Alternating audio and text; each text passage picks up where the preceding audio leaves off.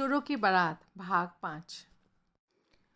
उसने पीठ पीछे से अपना एक हाथ सामने किया तो मुझे एक 8x10 का पीला लिफाफा उसके हाथ में दिखाई दिया। उसने लिफाफा मेरी तरफ बढ़ाया और बोला, इसमें कुछ सामान है जो उनका कार में रह गया था। ऐसा सामान ऑफिस में जमा कराना होता है, लेकिन कीमती चीज़ कोई नहीं है। होती तो खुद रख लेता, खबर ही ना लगने देता बरामदगी की।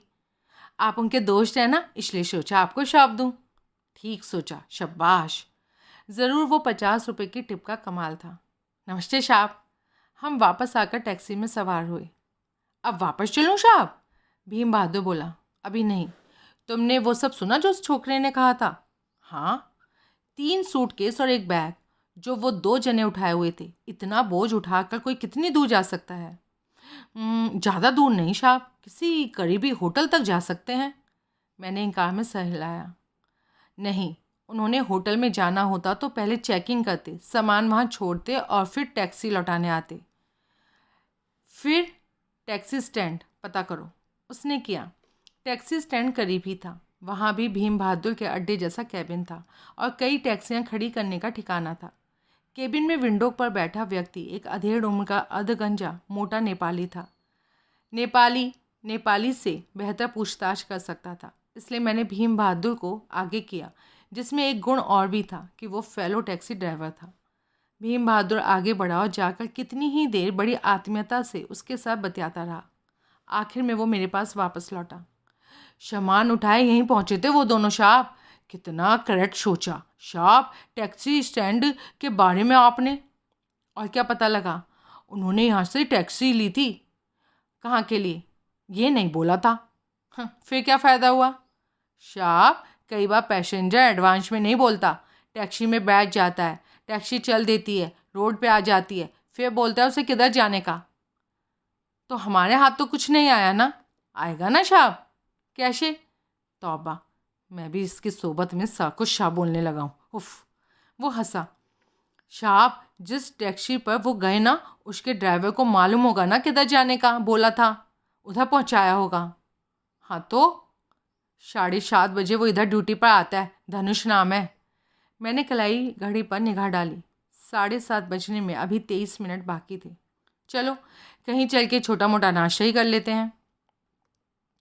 करीब जो रेस्टोरेंट हमें उस घड़ी खुला मिला, उसका नाम एवरेस्ट कैफ़े था। वहाँ कॉफ़ी, सैंडविच, ऑमलेट और पेस्ट्रीज उपलब्ध थी। भीम बहादुर की चॉइस, जो कि उसने बड़ा संकोच से बताई, पूछकर मैंने ऑर्डर किया। अपने लिए कॉफ़ी मैंने जानबूझकर ब्लैक और विदाउट शुगर बनाई। जागते रहने का वो भी एक तरीका था। शाप, तुम किसी खास प्रॉब्लम में मालूम होता है।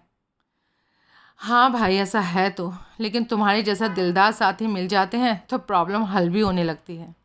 शाह, आप बहुत अच्छा आदमी है। जो सेवा बोलोगे भीम बहादुर आपकी करेगा। सच? भगवान पशुपति की कसम खा के बोलता हूँ शाह, सच में करूँगा दिल से। तो सुनो, आज शाम तक अगर तुम्हारा मेरा दोबारा संपर्क ना हो तो काठमांडू में इंदिरा चौक पर होटल कॉन्टी के पास एक क्राफ्ट्स एम्पोरियम है, जिसकी मालिक और संचालक शैलजा श्रेष्ठ नाम की एक नेपाली युवती है। मेरे को वो एम्पोरियम मालूम साहब। हाँ, तो वहाँ मैं एक पार्सल छोड़कर आया था जिस पर नाम मिस्टर नवीन सेठ तो लिखा है, लेकिन कोई पता नहीं लिखा। वो पार्सल तुमने वहाँ से कलेक्ट करना है और जब तक मेरे से मुलाकात ना हो अपने पास रखना है। वो तो मैं रखूँगा शाप, पर एम्पोरियम की मालकिन पार्सल मेरे को देगी क्यों? मैं तुम्हें एक चिट्ठी दूंगा ना, और उसे देखकर वो तुम्हें दे देगी। तो ठीक है शाह। मैंने घड़ी पर निगाह डाली और बोला, चलो। हम वापस टैक्सी स्टैंड पर पहुँचे। धनुष वहाँ मौजूद था। भीम बहादुर ने उसके करीब जाकर उससे कुछ क्षण खुसर पुसर की, फिर मेरे पास आया। वो नौजवान लड़का था और खुश मिजाज था। मैंने निकोला पाब्लो की बाबत उससे सवाल किया।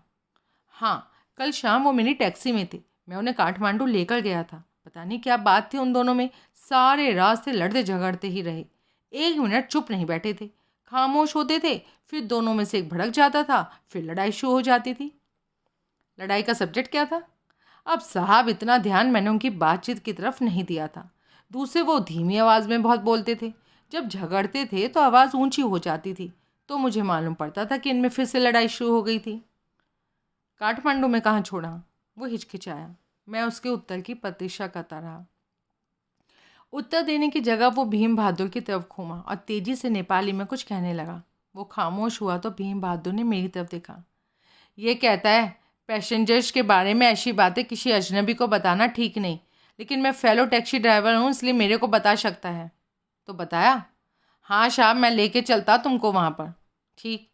मैंने धनुष को थैंक यू बोला और भीम बहादुर के साथ वहाँ से रुखसत हुआ। हम काठमांडू लौटे। भीम बहादुर मुझे टेकू के इलाके में स्थित वैली व्यू नाम के एक ऐसे होटल में लेकर आया जिस पर होटल के नाम का बोर्ड ना लगा होता तो मालूम ही ना पड़ता कि उस 5 मंजिला इमारत में होटल चलता था। इतनी मामूली होटल में मैं निकोल की कल्पना नहीं कर रहा था। इसी वजह से पिछली रात मेरी तलाश कामयाब नहीं हुई थी। मैं और भीम बहादुर आगे पीछे चलते भीतर दाखिल हुए और रिसेप्शन पर पहुँचे, जहाँ के एक 51 साल का नेपाली खड़ा कभी नाक कुरेद रहा था तो कभी कान खुजा रहा था। मैं उसके सामने जाकर खड़ा हुआ। नाक से जो बरामद हुआ उसने उसको उंगली पर से झटका और जबरन मुस्कुराता बोला, वेलकम सर। Thank you. अब मैं जो कहूँ उसे गौर से सुनना, मैंने अधिकारपूर्ण स्वर में कहा। Yes sir. मुझे एक औरत और मर्द की तलाश है, दोनों इंडियन गोवानी। औरत 31 साल की गोरी चिट्टी कटे बालों वाली, मर्द कोई 25 साल का लंबे बालों वाला लंबी कलमों वाला क्लीन शेव्ड छोकरा। क्यों तलाश है सर? भाई उनकी फैमिली में एक मौत हो गई है, मैं एक फैमिली फ्रेंड हूँ, उन्हें खबर करना चाहता हूँ। औरत का नाम निकोल डिसिल्वा और छोरे का नाम पाब्लो सिक्वेरा। Different surnames. हाँ तो क्या हुआ? ये वैसा होटल नहीं है सर। कैसा होटल नहीं है? इस नाम के कोई साहब मेम साहब मेरे यहाँ नहीं ठहरे। तो उन्होंने कोई और नाम बताए होंगे। नहीं चलेगा। क्या नहीं चलेगा? सर मैं बोला ना, ये वैसा होटल नहीं। मैंने भी तो पूछा ना, कैसा होटल नहीं? ये रिस्पेक्टेबल प्लेस है। ठीक है ठीक है। मैंने परे लॉबी में एक सोफे पर बैठी बहुत ही ज़्यादा लिपी पुती 2 नौजवान लड़कियों की ओर निगाह दौड़ाई। उनके नुमाइशी मेकअप से उनकी नुमाइशी ड्रेस भी पूरी की पूरी मैच कर रही थी। मैंने जेब से बटुआ निकाला, उसे खोलकर नोटों की झलक उसे दिखाई। वो लड़कियाँ क्या चार्ज करती हैं? मैंने उसकी ओर झुककर राजदराना लहजे से बोला। 2000। No problem. 200 मेरे। वो दबे स्वर में बोला। ठीक। मैंने बटुआ जेब में रखा, उसके गिरेबान से थाम लिया। सर शाप क्या करता? साले कमीने दल्ले, फिर भी कहता है ये वैसा होटल नहीं। छोड़ो छोड़ो, मुझे जान से मार दूंगा। शाप फौजदारी हो जाएगी। शाप छोड़ता हूँ, लेकिन जो पूछा जाए उसका जवाब देना, वरना पुलिस आके तुम्हारी खबर लेगी यहाँ पर। सर कौन? मैं डिटेक्टिव, इंटरपोल पुलिस मालूम? उसने भयभीत भाव से सहमति में सर हिलाया। यहाँ रेड पड़ गई ना तो जैसी 2 लॉबी में बैठी हैं वैसी कई होटल में से भी बरामद हो जाएंगी। उसने जोर से थूक निकला। बाइयों को ही नहीं साले, मुजरिमों को भी पनाह देते हो तुम? No sir, never sir. आखिरी बार झंझोड़ कर मैंने उसका गिरेबान छोड़ा। मुजरिमों को बिल्कुल पनाह नहीं देते सर हम तो, लेकिन कोई प्रेमी जोड़ा यहाँ आ जाए, वो भी परदेशी, तो फिर हेल्प करना पड़ता है ना। वो दोनों जिनका मैंने जिक्र किया कल शाम को यहाँ पहुँचे थे। जी सर, रात को सूरज डूब चुकने के काफ़ी बाद। और दोनों ने यहाँ चेकिंग किया था? नहीं, लड़का पहले से यहाँ था। क्या मतलब हुआ इसका? वो मैडम जिसे कल रात को लड़का यहाँ लाया था, वो लड़के के ही रूम में। बढ़िया सर, मैंने बोला ना प्रेमी जोड़ों की हेल्प करनी पड़ती है सर। कमरा नंबर बोलो। सर क्या? कौन से कमरे में हैं वो दोनों? वो यहाँ कहाँ है सर? मेरे से पूछ रहे हो? होटल तुम चलाते हो कि मैं? तुम्हें नहीं पता कहाँ है? सर मेरा मतलब है वो यहाँ नहीं है। क्या? आज सुबह दोनों चेकआउट कर गए। मैंने असहाय भाव से गर्दन हिलाई। पता नहीं सुधीर कोहली की फेमस लग कहाँ घास चरने गई हुई थी। कमरा नंबर फिर भी बताओ। 18, तीसरी मंजिल पर। मैंने पीछे कीबोर्ड पर निगाह डाली। 18 नंबर पर चाबी टंगी थी। चाबी दो मेरे को। क्यों? चेकिंग कर रहा हूँ, कोई एतराज़? उसने चाबी उसके स्थान से हटाकर काउंटर पर रखी। उल्टे पांव लौटता हूँ और तब खाना पूरी करता हूँ। वो कुछ ना बोला। और तुम यहीं ठहरना, इस पर निगाह रखना, कोई बेजा हरकत करे तो मुझे खबर करना, मैंने भीम बहादुर से कहा। उसने बड़ी सस्पेंस भरे अंदाज में सहमति में सहलाया। मैं रिसेप्शन पर से हटा। शुक्र था कि वहाँ लिफ्ट थी जिसके ज़रिए मैं तीसरी मंजिल पर पहुँचा। मैंने चाबी लगाकर 18 नंबर का दरवाज़ा खोला और भीतर दाखिल हुआ। कमरा खाली था। तेज़ी से मैं बाथरूम समेत सब जगह फिरा। मैंने हर जगह टटोली, कुछ हाथ नहीं आया। कमरे को लॉक करके मैं वापस लॉबी में रिसेप्शन पर पहुंचा। वो यहाँ टैक्सी पर पहुंचे थे? यहाँ से कैसे गए थे? कार पर सर। रात को लड़का अकेला कहीं गया था और वापसी में कार के साथ आया था। कौन सी कार? सर वो महरून कलर की Indigo. Private car? Taxi sir, self driven. कैसे जाना? जब ड्राइवर नहीं था, खुद चला कर लाया था। तो ये कैसे जाना कि वो टैक्सी थी? वो नंबर से जाना। नंबर देखा था? जब कार पार्किंग में खड़ी थी तो देखा ना, नोट भी किया था। क्यों? सर वो जो मेहमान कार पर आते हैं ना, उन्होंने रजिस्ट्रेशन कार्ड पर कार का नंबर दर्ज करना होता है। मिस्टर मोरावाला ने ऐसा नहीं किया था, शायद भूल गए होंगे, इसलिए मैंने ये काम कर दिया था। मोरावाला? सर उस लड़के ने तो अपना यही नाम बताया था, इसी नाम से रजिस्ट्रेशन कार्ड भरा था। उस लड़के ने जिसका मैंने अभी हुलिया बताया था वो? हाँ। अच्छा ठीक है। और मैडम ने क्या नाम बताया था? सोनिया। कार का नंबर मुझे लिख कर दो फौरन। उसने आदेश का पालन किया। तुमने उन्हें प्रेमी जोड़ा कहा था, वो तुम्हें प्रेमी जोड़ा लगते थे? उसने हिचकिचाते हुए इनकार में सहलाया। सर वो असल में मैडम की उम्र काफ़ी ज़्यादा लग रही थी, लेकिन आजकल सब चलता है ना। पर सर उसकी सूरत पर प्रेमिका वाला कोई भाव नहीं था। फिर भी बोला कि कोई प्रेमी जोड़ा यहाँ आया था और तुम्हें उसकी हेल्प करनी पड़ी थी। अब सर जो मेहमान बोले उस पर एतबार करना पड़ता है ना। मेहमान की हर बात पर शक करेंगे तो होटल कैसे चलाएंगे सर? ठीक है, मुझे कमरा तुम्हारा पसंद नहीं आया और मैंने चाबी काउंटर पर फेंकी। हम वहाँ से रुखसत हुए। आकर बाहर टैक्सी में बैठे। मेरे को ब्लू डायमंड पहुँचाओ फिर तेरी छुट्टी। उसने कार को रोड पर डाला। शाह, आप सच में पुलिस वाला है? इंटरपोल? नहीं। हाँ शाह, मेरा भी यही ख्याल था। क्यों, कोई अपराधी तो नहीं है ना शाह? अपराधी? साहब, स्मगलर, नार्कोटिक्स ट्रेडर, हिटमैन। नहीं, मैं कोई अपराधी नहीं हूँ। इंडिया से ऐसा लोग बहुत आता है इधर साहब। उधर वांटेड होता तो इधर शेफ होता है ना। अरे मैं वैसा नहीं हूँ, मेरा यकीन करो। वो खामोश हो गया, लेकिन मेरी तरफ से संदिग्ध वो बराबर था, क्योंकि अब वो पहले की तरह मेरे से चहक के बातें नहीं कर रहा था। होटल पहुंचकर मैंने उसे भरपूर किराया अदा किया, जो उसने बड़े अनमने भाव से कबूल किया। साफ जाहिर था कि होटल हिल व्यू टेकू के मेरे व्यवहार ने मेरे प्रति उसकी श्रद्धा घटा दी थी। अपने होटल के कमरे में पहुंचकर जो पहला काम मैंने किया वो ये था कि उस पीले लिफाफे की सुतली जो पाटन में कार रेंटल एजेंसीज के क्लीनर ने ये कहकर मुझे सौंपा था कि उसमें ऑस्टिन के पैसेंजर्स का कुछ सामान था जो कि पीछे कार में छूट गया था। कोई ऐसी चीज़ उसमें से बरामद नहीं हुई जो मेरे लिए किसी तरह का कोई क्लू बन पाती। सब फेंकने लायक ही कबाड़ था, जैसे कि एक सिगरेट का पैकेट जिसमें 2 सिगरेट बाकी थे, एक पेपर मैट जिसमें 3 तीलियाँ बाकी थी, टिश्यू पेपर, कई दांत हुई एक कंघी, एक नेपाली टूरिज्म का पैम्फलेट, एक काठमांडू के होटल और रेस्टोरेंट की लिस्ट और कई तैसे मुड़ा हुआ नेपाल का नक्शा। सब बेकार। फिर भी मैंने एक एक चीज़ का कई बार मुआयना किया, वक्त ही बर्बाद किया। फ़ोन की घंटी बजी। मैंने कॉल रिसीव की। लाइन पर भीम बहादुर था। शाह, पक्का है ना कि आप कोई अपराधी नहीं? क्या हो गया, जवाब दो शाह। हाँ भाई, मैं कोई अपराधी नहीं हूँ, मैंने कोई अपराध नहीं किया। क्या बात है, बोलो। पहले ये बोलो कि कहाँ से बोल रहे हो? घर से। तुम घर पहुँच गए? तुमको फ़ोन करना था ना।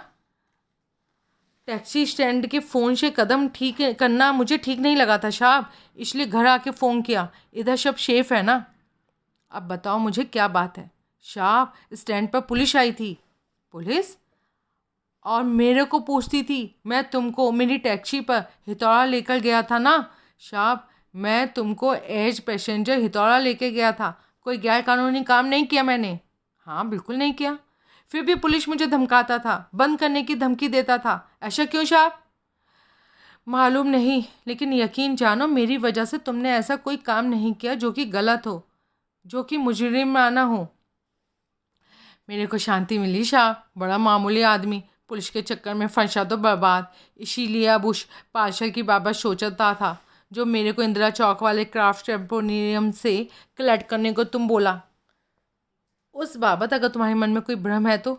शाह, पार्सल में कुछ गैर कानूनी नहीं भाई नहीं, लेकिन फिर भी अगर तुम्हारे मन में कोई वहम है तो उस पार्सल की बाबत मैं तुम्हें यही राय दूंगा कि नहीं नहीं शाह, मैं आपका काम करूंगा, लेकिन खुद जाने की जगह अब अपने छोटे भाई पूर्ण बहादुर को भेजूंगा। तुम शैलजा श्रेष्ठ को ऐसा बोल के रखना शाह। ठीक है। तुमने पुलिस को मेरे हितौरा की ट्रिप के बारे में क्या बोला? यही बोला शाह, पैसेंजर को लेकर गया था, मेरा काम पैसेंजर को उधर जहाँ वो बोला उतारा और फिनिश्ड। अब मुझे नहीं मालूम पैसेंजर किधर गया। उन्होंने ज़िद नहीं की कि मैं लौटा भी तुम्हारे साथ था? बहुत की शाह, पर जो सच है वो सच है, मैंने सच बोला। ठीक किया।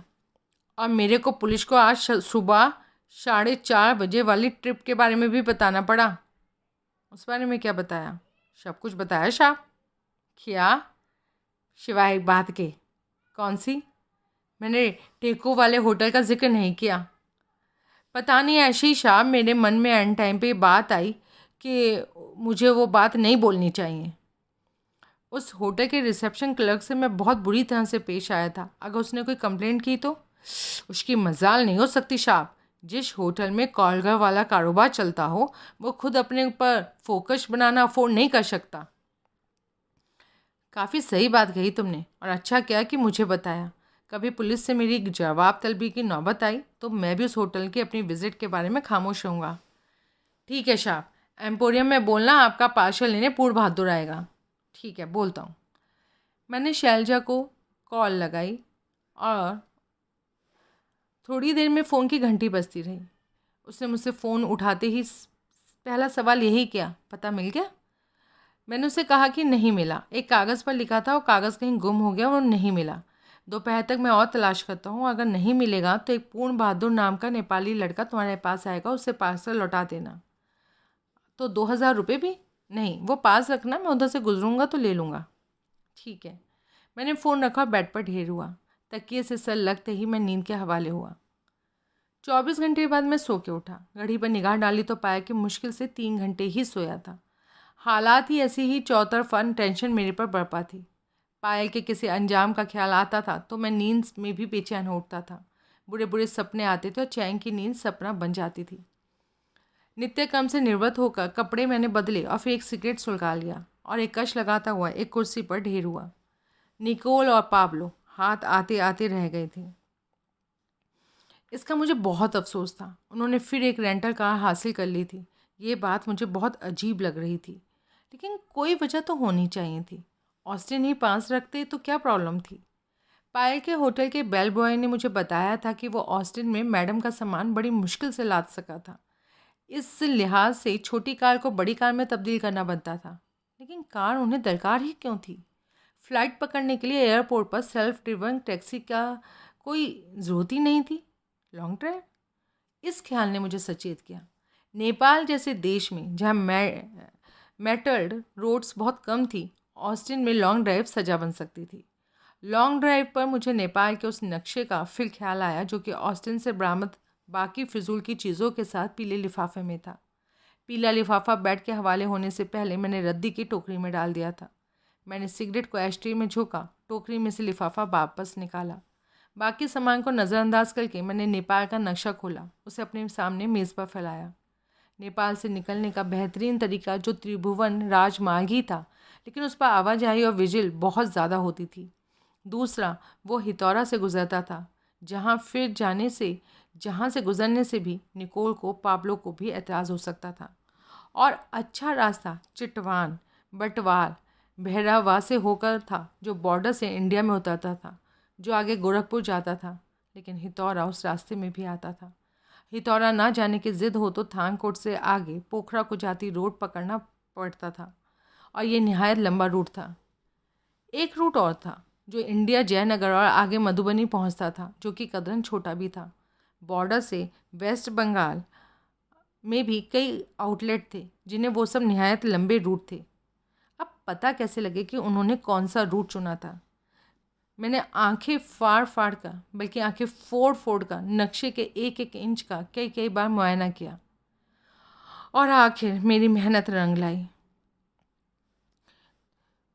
धूली खेल पर पेंसिल से एक छोटे से क्रॉस का निशान लगा हुआ था, जिसे कि रबड़ से मिटाने की कोशिश की गई थी। वैसे ही निशान आगे पनौटी पर था, जिसे कि नहीं मिटाया गया था। साफ मतलब था कि वो किस्तों में अपने सफ़र को अंजाम देना चाहते थे और हॉल्ट के लिए उन्होंने पनौटी को चुना था। धूली खेल की चॉइस शायद उन्हें इसलिए नहीं जची थी क्योंकि वो मशहूर बड़ा रौनक वाला टूरिस्ट स्पॉट था। पनौटी छोटी जगह थी जो मौजूदा हालात में उन्हें ज़्यादा रास आती। मैंने मन ही मन निश्चय किया, नक्शे को लपेट कर अपनी जेब में रखा और उठ खड़ा हुआ, और तभी फ़ोन की घंटी बज चुकी। गुड आफ्टरनून सर, अपने धड़कते दिल पर काबू पाने की कोशिश करता हुआ मैं बोला। लाइन पर मेरा क्लाइंट था। गुड आफ्टरनून, परमजीत लाल बसरा की आवाज़ आई। कैसे हो कोहली? फाइन सर, आप कैसे हैं? ठीक हूँ। अभी वहीं हैं? हाँ, लेकिन आज की शाम को काठमांडू आ रहा हूँ। मेरा दिल जोर से धड़का। अराइवल टाइम 7 बजे, एयरपोर्ट पर मिलना। सर, ये तो मुमकिन नहीं होगा। क्यों? इधर सर एकाएक पॉलिटिकल डिस्टर्बेंस पैदा हो गई है। माओवादियों ने प्रधानमंत्री की बर्खास्तगी के लिए ऐसा भीषण अभियान छेड़ दिया है कि राइट कंडीशन बन गई है। शाम तक काठमांडू में शायद कर्फ्यू लग जाने का अंदेशा है। ओहो, अरे आप भी बस एयरपोर्ट पर ही लैंड कर पाएंगे, शहर में दाखिल नहीं हो पाएंगे। That's too bad. इसी वजह से मैं भी आपको रिसीव करने एयरपोर्ट नहीं पहुंच पाऊंगा। लेकिन इधर कुआलालंपुर में तो मेरा ट्रैवल एजेंट ऐसा कुछ नहीं बोला। आपने पूछा नहीं होगा। फिर भी बोलेगा सर, शाम तक बोलेगा, आप देखिएगा। सर, फ़िलहाल आपको ये ट्रिप पोस्टपोन करना होगा। अच्छा, इधर हालात के नॉर्मल होते ही मैं आपको खबर करूँगा। ओके। पायल को तो कोई ख़तरा नहीं। कमबख्त को अपनी नालायक औलाद की फ़िक्र थी, अपने लायक पीढ़ी की फ़िक्र नहीं थी, जिसने कि कुल जहान में से उसकी बेटी को खोज निकालने का असंभव काम करके दिखाया था। नहीं पूछ रहा था कि यूएस टूरिस्ट को तो कोई ख़तरा नहीं। नहीं सर, फॉरेन टूरिस्ट इधर बिल्कुल सेफ़ हैं। जब सेफ़ नहीं होंगे तो सरकार ही उन्हें काठमांडू से निकालने की कोशिश करेगी या उन्हें सलाह देगी और ख़ुद ही एयरपोर्ट पर सुरक्षित पहुंचाने का इंतज़ाम करेगी। आई सी। लेकिन ऐसी नौबत नहीं आने वाली। 1-2 दिन का उबाल है, ठंडा पड़ जाएगा। इधर तो सर ऐसे धरने प्रदर्शन होते ही रहते हैं। पायल कैसी है? ठीक है, बात कराओ। वो तो शॉपिंग के लिए गई है। क्या? जब शहर में राइट कंडीशन है, कर्फ्यू लगने वाला है, तो शॉपिंग के लिए कैसे जाने दिया उसे? मैंने अपने होठ काटे। सर, होटल की शॉपिंग ऑर्किड में गई है। हो, ठीक है, शाम को मैं फिर फ़ोन करूँगा। Welcome sir. तुम भी उधर के हालात की खबर मुझे करते रहना। Sure sir. फ़िलहाल मैं काठमांडू का अपना ट्रिप पोस्टपोन कर रहा हूँ। आइंदा प्रोग्राम के एडवांस में खबर करूँगा। That will be fine sir. Line cut गई। चैन की सांस लेते मैंने रिसीवर वापस क्रैडल पर रखा, अपने रूम से निकला, नीचे जाकर अपनी कार में सवार हुआ और नए सफ़र पर रवाना हुआ। मेरा जहन अपने आप ही हालात का हालिया तबसरा करने लगा। शतरंज की बाजी की तरह सारे विकल्पों पर विचार करने लगा। मिस्टर लोबो को पाब्लो सिक्वेरा मांगता था क्योंकि उसकी निगाह में असली क्रिश उसके पास था, जो कि उसने चीनियों का खून करके हासिल किया था। वो पायल मुझे तब लौटाता जबकि क्रिश या पाब्लो समेत क्रिश मैं उसके हवाले का था। इंस्पेक्टर तारानाथ विसुराल, सेवियो डिसिल्वा और मिकी चान और टेंडी लॉन्ग नाम के दोनों चीनियों के हत्यारे या हत्यारों को गिरफ्तार करना चाहता था और हत्यारे की तलाश का जरिया मुझे बनाना चाहता था। मिस्टर लोबो और इंस्पेक्टर विसुराल दोनों ही सख्त मिजाज आदमी थे। दोनों में से कोई अपनी मांग, अपनी जिद छोड़ने वाला नहीं था। मेरी समस्या ये थी कि जो क्रिश पाब्लो के पास था, बावजूद मिस्टर लोबो की इस बाबत फैंसी एक्सप्लेनेशन के, वो नकली हो सकता था। जिस आइटम की खातिर सेवियो की जान गई थी, उसके अधिकार में वो नकली होती, ये बात मुझे हजम नहीं हो रही थी। और कार में इतनी चतुराई से छुपाए क्रिश को पाब्लो बदलने में कामयाब हो गया होता, ये और भी मुश्किल से हजम होने वाली बात थी। लिहाजा मेरा एतबार इसी बात पर था कि जो क्रिश मेरे कब्जे में था वही असली था और जो चीनियों को सौंपा गया था वो नकली था। लेकिन हालात ऐसे थे कि मिस्टर लोबो को मेरे एतबार पर एतबार नहीं आने वाला था।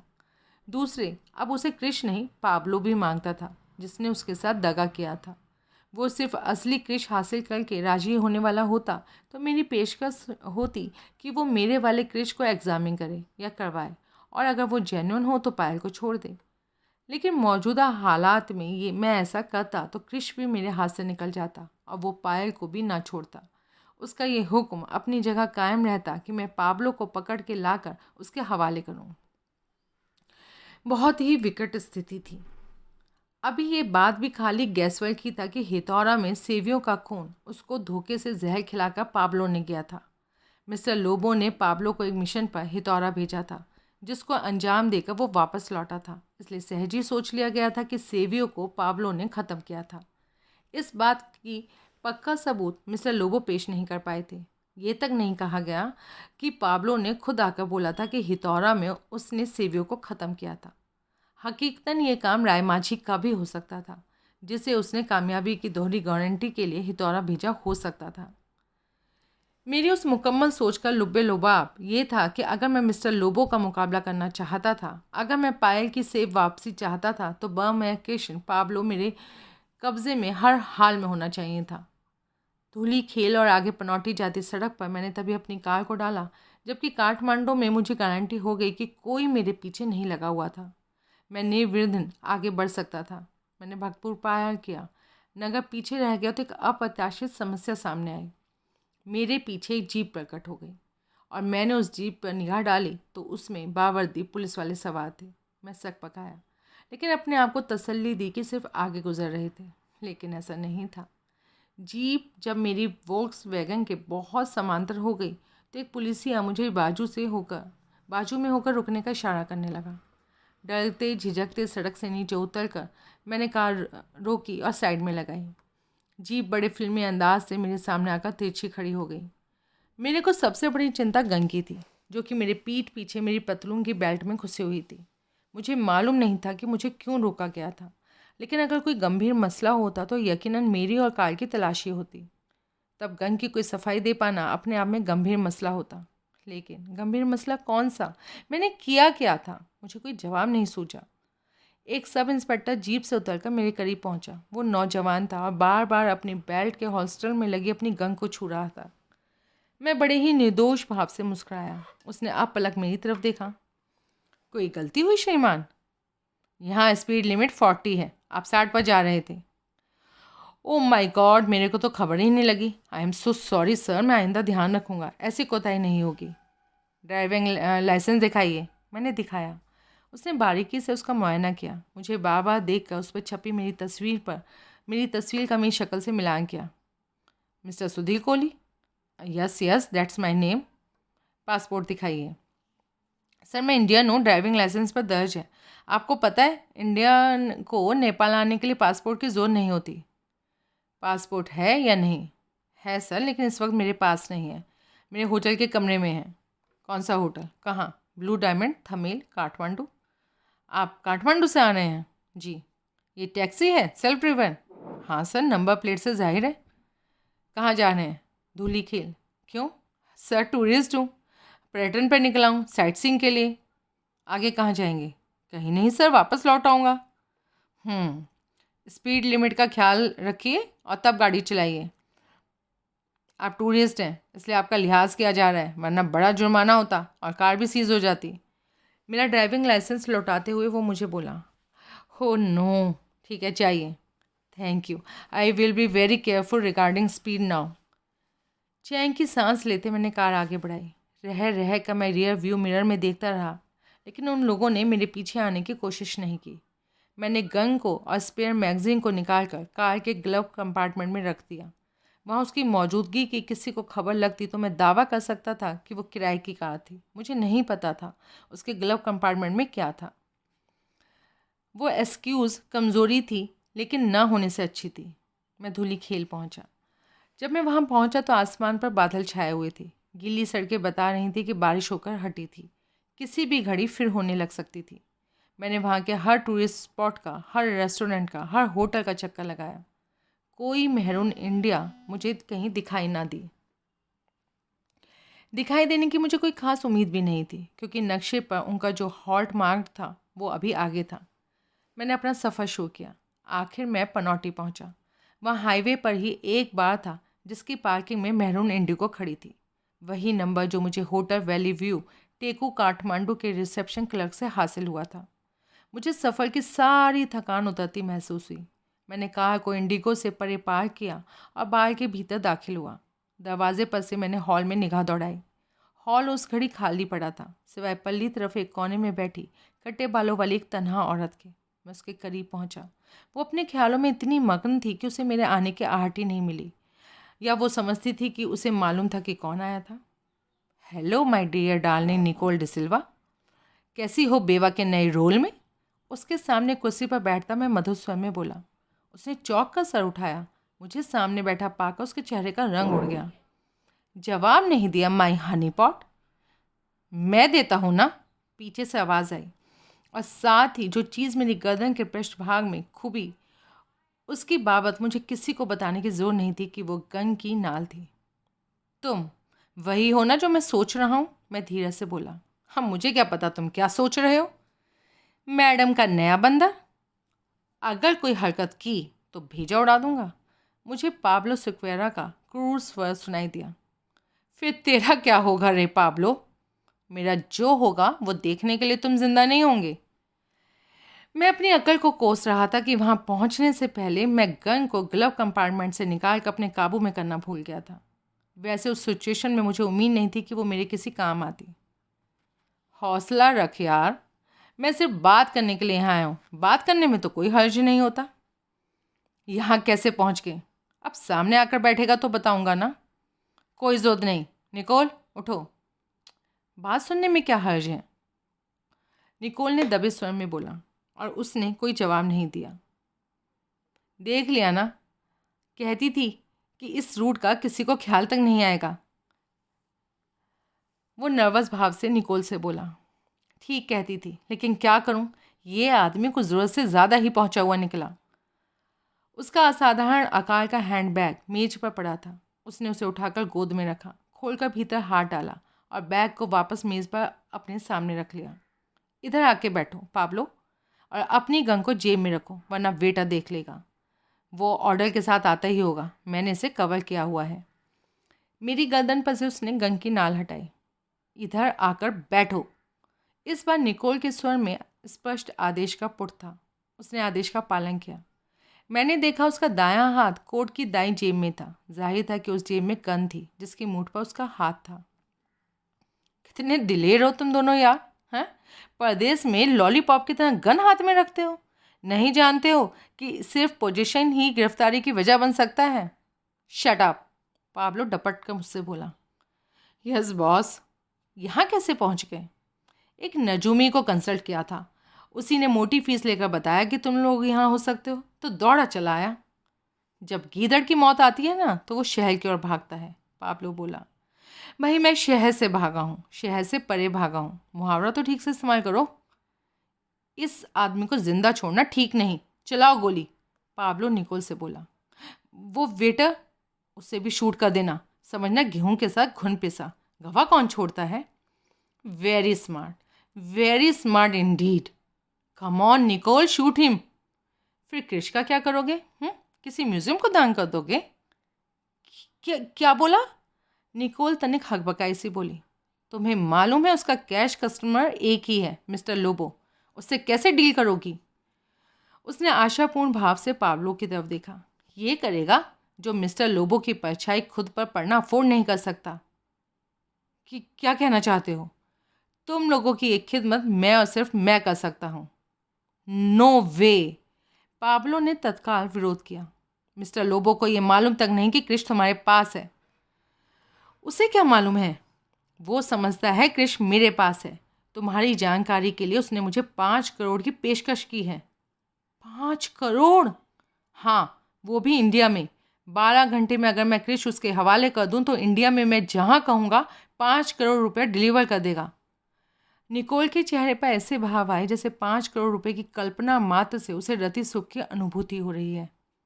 बोलो, अब क्या कहती हो तुम? कुछ कहने की जरूरत नहीं है, ये बकवास कर रहा है। इसकी किसी बात पर यकीन करने की कोई जरूरत नहीं है। तुम गोली चलाओ, बाकी मैं भुगत लूँगा। तुम चुप बैठो, मुझे सोचने दो पाब्लो। उफ, तुम टाल रही हो। चुप बैठो, दोबारा ना कहना पड़े मुझे। फटकार का उस पर अनोखा असर हुआ। Yes my dear. Pablo Nicole को गोली चलाने के लिए प्रोत्साहित कर रहा था, जबकि खुद भी ये काम बाखूबी कर सकता था। ये बात मुझे हैरानी भी कर रही थी और कदर निश्चित भी कर रही थी। एक्सपीरियंस किलर बातों में वक्त ज़ाया नहीं करता, वो पहले एक्ट करता है, क्योंकि बातें तो कभी भी हो सकती हैं। वो इडियट्स एक्ट करने की जगह मेरी बातें सुनने को तैयार थे। अपनी सेफ्टी के मामले में ये बात मुझे काफ़ी उम्मीद अफजा लग रही थी। तुम खामखा भाव खा रहे हो, खूब गुजरेगी जब मिल बैठेंगे दीवाने तीन। मैं पाब्लो से संबोधित हुआ। Shut up. आई मीन दीवाने दो, दीवानी एक। I said shut up. अच्छा भाई, शट अप हो जाता हूँ। जो bloody son of bitch Nicole के साथ सो चुका हो, वो मेरा फ्रेंड कैसे हो सकता है? ये कौन बोला? मेरे मुंह से निकला। साला कौन बोला का बच्चा। मैंने निकोल की ओर देखा। He is in love with me. Total फिदा है ये मुझ पर, इसलिए हसद में इसे ऐसी बातें सूझती हैं। मैंने सिर्फ इतना बोला था कि मैं क्रिश की तलाश में हितौरा में तुम्हारे होटल के कमरे में गई थी, जहाँ कि तुमने मुझे पकड़ लिया था। इसलिए रम डूडल में तुम्हें मेरे साथ देख के तुम्हें बिच कह रहा था। निकोल ने हैरानी से पाब्लो की तरफ देखा। पाब्लो हड़बड़ाया। उसने बेचैनी से पहलू बदला। तुम्हें हड़का रहा है ये? तुम्हें मेरे खिलाफ करने की कोशिश कर रहा है? फिर प्रत्यक्षता पाब्लो लापरवाही से बोला। अच्छा हाँ, वहाँ ये तुम्हारे साथ था, मैं तुम दोनों के करीब भी नहीं फटका था। फिर इसे क्या मालूम मैं तुम्हारे बारे में क्या कह रहा था? दीवारों के भी कान होते हैं, मैं बोला। नॉनसेंस। फेलो डांसर्स के भी कान होते हैं। Shut up. मैं वापस निकोल की तरफ आकर्षित हुआ। तुम कह रही थी ना? मैंने इससे बताया था कि होटल के अपने कमरे में तुमने मुझे पकड़ लिया था। इसकी निगाह में पकड़ लिया का वो मतलब होता है जिसने अभी जाहिर किया। 2 से 2 जोड़कर जवाब 22 निकालने में ही माहिर है। लेकिन माय डियर, पाब्लो बोला। तत्काल वो खामोश हुआ। एक वेटर एक ट्रे उठाए वहाँ पहुँच रहा था। करीब आकर उसने ट्रे का सामान टेबल पर ट्रांसफ़र करना शुरू किया तो निकोल को टेबल पर से अपना बैग हटाना पड़ा। तुम क्या लोगे? मैंने मेज़ पर पड़े सामान पर निगाह डाली। कोई चीज़ मेरी पहचान में नहीं आई। सब नेपाली डिशेस थी। कॉफ़ी। वेटर सहमति में सर हिलाता चला गया। मेहमान नवाजी ना समझना इसे। समझना मरने वाले की आखिरी ख्वाहिश पूरी की जा रही है। धमकाना बंद करो यार, और कोई मतलब की बातें करो, मैं बोला। तुमसे ऐसी कोई बात नहीं हो सकती। तुम मार के ही मानोगे। हाँ। वो वेटर जो भी यहाँ से गया, उसकी सूरत से साफ लगता था कि वो भाप गया था कि यहाँ कुछ गड़बड़ था। ये ठीक कह रहा है। अगर इसका कुछ करना है तो इसे यहाँ से कहीं बाहर लेकर चलना होगा, समझे? ये हमारे साथ बिल्कुल भी नहीं। अरे क्या हमेशा के लिए? तो पता चलेगा। बाहर जाओ और कार को मेन रोड पर लेकर आओ। वो हिचकिचाया। Oh come on, snap out of it. Nicole के स्वर में फिर फटकार का पुट आया। पाब्लो तीव्र अनिच्छा का प्रदर्शन करता अपने स्थान से उठा और भारी कदमों से चलता बाहर की ओर बढ़ा। मैंने निकोल की ओर देखा। उसका हाथ अब हैंडबैग के भीतर आने की जगह उसके ओट में था। मेरी सुनो। मैं उसकी ओर तनिक झुकता राजदराना लहजे से बोला। क्या सुनो? 2 is company, 3 is crowd, no? हाँ तो इससे पीछा छुड़ाओ ताकि 2 इज़ कंपनी वाली मसला चरितार्थ हो सके। और मैं क्या कह रहा हूँ, ऐसा तो तुम्हारे से पीछा छुड़ाने पर भी हो सकता है। मेरी उसकी एक बात नहीं है। एग्जैक्टली। तभी तो बोला ना कि ऐसा तो तुम्हारे से पीछा छुड़ाने से भी होगा। तुम तो बड़े मिजाज दिखा रही हो। अजीब नहीं, सही मुनासिब। भूल गए होटल में मेरे साथ कैसे पेश आए थे? जैसे मुझमें कोई छूत की बीमारी थी जो छूट जाने से तुम्हें भी हो सकती थी। अरे अब बीती बातों का पीछा छोड़ो यार। तुम भी छोड़ो और बोलो, असल में चाहते क्या हो? मैं सस्पेंस में था कि तुम ये सवाल कब करोगी। जवाब दो। क्रिश को लेकर तुम्हारे व्यवहार में मुझे हैरानी है, उलझन है। तुमने चीनियों को उनकी रकम लौटा दी, क्यों भला? मैं खामोश रहा। क्रिश तुम्हारे पास था, रकम तुम्हें उसके बदले में मिल रही थी। कम थी तो और मांग सकते थे। अरे उस वक्त हालात ऐसे नहीं थे। ठीक है, मैंने कबूल की तुम्हारी बात। तो फिर जो हाथ आ रहा था उसे छोड़ा क्यों? कुछ और थामना चाहता था। क्या? तुम्हें? बकवास। जब थाम सकते थे तब तो थामा नहीं, और अब मैं तुम्हारी बातों पर यकीन कर लूँ? उस वक्त मैं इमोशनल हो गया था। क्या मतलब? तुम ताजी ताजी विधवा हुई थी। वो तो मैं अभी भी हूँ। अभी विधवा हुए कौन से मुझे 6 महीने हो गए। तो समझ लो मुझे अब अकल आ गई।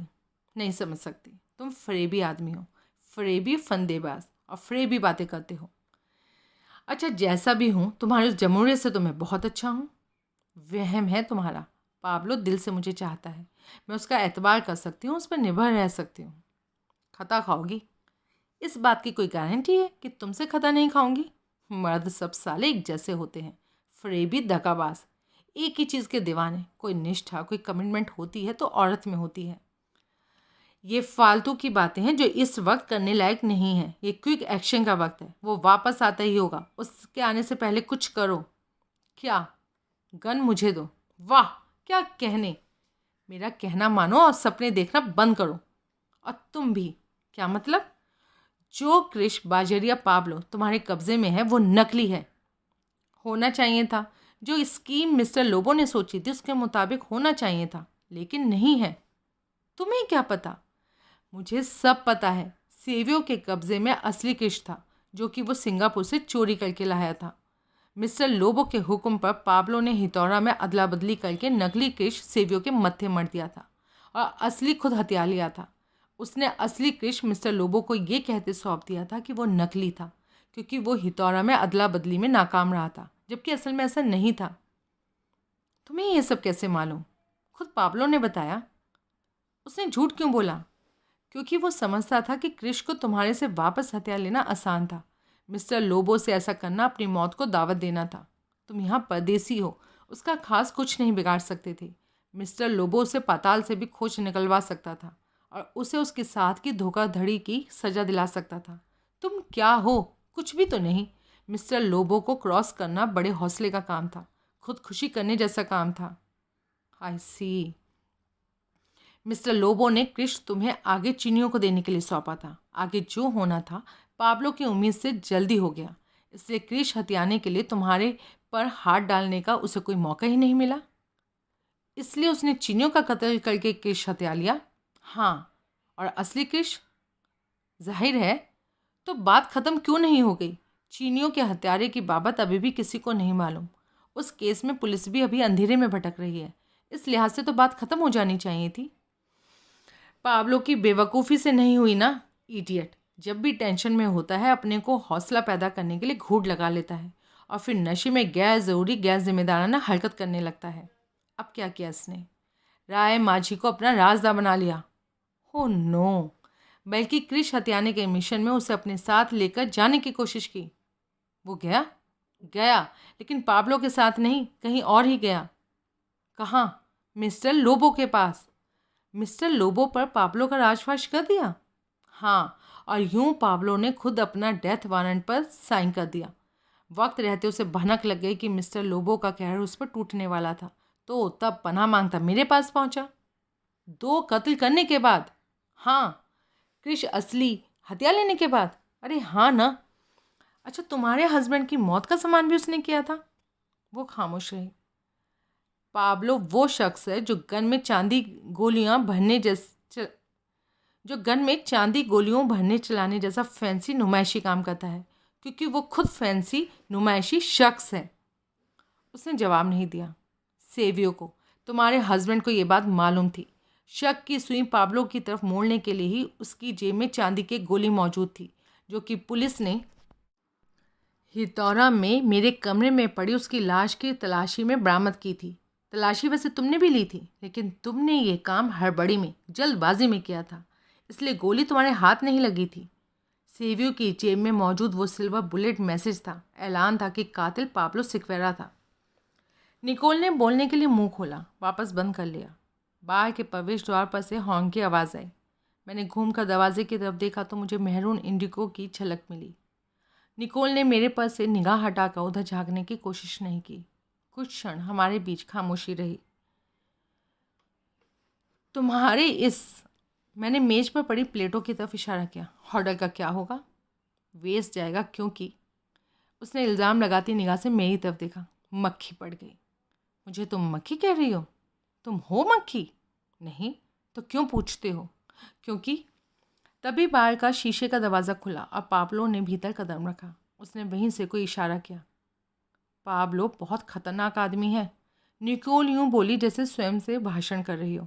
शराब की लत को काबू में रखे तो कहर ढा सकता है। Nobody is perfect. अब उठो यहाँ से। मैं उठकर अपने पैरों पर खड़ा हुआ। दरवाजे की तरफ चलो, पाब्लो के पास, आगे कार में। मैं दरवाजे पर पाब्लो के करीब पहुंचा। सावधानी की प्रतिमूर्ति बनी बैग में हाथ डाले निकोल एन मेरे पीछे थी। बिल छोड़कर जा रहे हो? मैं बोला।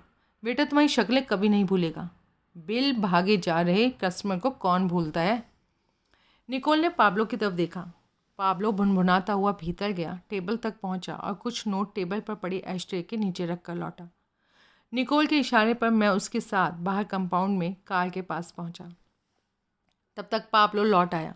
उसने निकोल के लिए कार का पिछला दरवाज़ा खोला और मुझे आगे पैसेंजर सीट पर बैठने का इशारा किया। हम तीनों कार में सवार हो गए। पीछे बैठे निकोल ने गन से मुझे कवर कर लिया तो कार वहाँ से रवाना हुई। कुछ क्षण बाद कार मेन रोड पर पहुंची और आगे दौड़ने लगी। हम कहाँ जा रहे हैं? खामोश बैठो, पाब्लो ने मुझे घुड़क दिया। फिर भी पता तो चले कि। पीछे बैठे निकोल ने गन की नाल से मेरी खोपड़ी पर दस्तक दी। मैं खामोश हो गया। मेरे लिए हालात चिंताजनक थे। मेरे बाजू में बैठा शख्स हत्यारा था, पीछे बैठी औरत धन दीवानी थी। दोनों अलग अलग ही मुसीबत थे। उनका कॉम्बिनेशन मेरे लिए निहायत खतरनाक साबित हो सकता था। मेन रोड मेटल्ड नहीं थी, जगह जगह खड्डे थे, इसलिए वहाँ 40 की परमिटेड रफ्तार पकड़ना भी मुहाल था। उस बात को कैश करने की मैं मन ही मन जुगत करने लगा और जल्दी ही एक मौका पेश हुआ। कार ने मोड़ काटा तो उसका मेरी ओर का एक पहिया एक खड्डे में जाकर पड़ा। मोड़ काटने के लिए पाब्लो ने कार की रफ्तार पहले ही कम कर दी थी। अब झटका लगा तो रिफ्लेक्स एक्शन के तौर पर उसका ब्रेक पर पाँव पड़ा। मैंने हैंडल घुमाकर दरवाजे को धक्का दिया और बाहर जुस्त लगा दी। पीछे पाब्लो जोर से चिल्लाया। निकोल ने फायर किया। कलाबाजियाँ खाता मैं सड़क से नीचे तमाम रास्ते उगे झाड़ झंकारों में जाकर गिरा। गाड़ी आगे जाकर रुकी और फिर बैक होने लगी। सन नीचा किया शाम के झुरपुटे में मैं सरपट आगे भागा। आगे एक खाई थी, नीम अंधेरे की वजह से और झाड़ियों से घिरी होने की वजह से जो मुझे दिखाई न दी। मैं धड़ाम से उसमें जाके गिरा। मेरा सर कहीं टकराया और मेरी चेतना लुप्त हो गई। मुझे होश आया तो मेरे चारों तरफ सन्नाटा था, अंधेरा था। होश आने के बावजूद मैं कितनी ही देर वैसे ही निश्चेष्ट पड़ा रहा और कोई आहट लेने की कोशिश करता रहा। सर्वत्र सन्नाटा था। हिम्मत करके मैं उठ के अपने पैरों पर खड़ा हुआ और लंगड़ाता लड़खड़ाता मेन रोड पर पहुंचा। मेरी कार पीछे पनौटी में खड़ी थी और मैं पता नहीं उस घड़ी वहाँ से कितनी दूर था और अपनी उस हालत में पैदल चलकर वहाँ मैं पहुँच सकता था नहीं। लगता था पीछे खाई में गिरने ने ही मुझे बचाया था। उसी वजह से वो लोग, अगर उन्होंने कोशिश की थी तो मुझे तलाश नहीं कर सके थे, तलाश करके शूट नहीं कर सके थे, इसलिए अपनी राह लगे थे। कहाँ के लिए? क्या पता। उनके रूट की बाबत वहाँ तक का मेरा अंदाज़ा ठीक निकला था। वो उसी रूट पर आगे बढ़ते तो दुमजा, सिंधुली, लाल पीती वगैरह का रास्ता अख्तियार कर सकते थे, लेकिन अपनी मौजूदा हालत में अब मुझे नहीं लगता था कि मैं उनके पीछे पड़ा रह सकता था। मेरी हालत खस्ता थी और मुझे एक लंबे आराम की फौरी ज़रूरत थी। दूसरे मेरा अगला कदम जो भी होता, पहले मेरा पनौटी पहुंचना निहायत ज़रूरी था और मेरी जिस्मानी हालत ये थी कि हर कदम पर लगता था कि अभी गिरा अभी गिरा। सड़क पर से वाहन गुजर रहे थे, जिसमें से कई को मैंने लिफ्ट का इशारा किया, लेकिन कोई नहीं रुका। पानी की एक मोटी बूंद टप से मेरी नाक पर आकर गिरी। मैंने आकाश में बादल की तरफ सर उठाया। आकाश में बादल तो पहले से थे, अब वो यूं घुमड़ रहे थे जैसे टूट के बरसने की तैयारी कर रहे थे। कोड़ में खाज।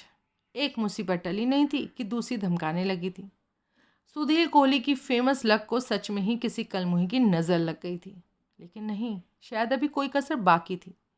आखिर जब मैं चलना बंद करके सड़क पर ही बैठे जाने वाला था, बल्कि लेट जाने वाला था, तो एक कार मेरे पहलू में आकर रुकी थी।